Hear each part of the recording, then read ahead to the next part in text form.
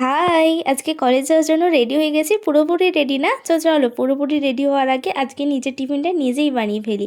তো চলে এলাম রান্নাঘরে, বানিয়ে ফেলেছি। তারপরে এই যে পুচকি এসেছিল আমাদের বাড়িতে, ওকে তারপরে ঘাটাঘাটির পর রেখে দিয়ে চলে এলাম ট্রেন ধরতে। তো ট্রেনে করে এখন চলে এসেছি বাসে। তো বাসে আজকে প্রচণ্ড রকম ভিড় ছিল। তারপরে তো রাস্তায় হাঁটতে হাঁটতে টুক করে একটা কাঠগোলাপ ঘুরিয়ে নিয়েছি। কাকে দেবো জানি না, বাট ঘুরিয়ে তো ফেলেছি।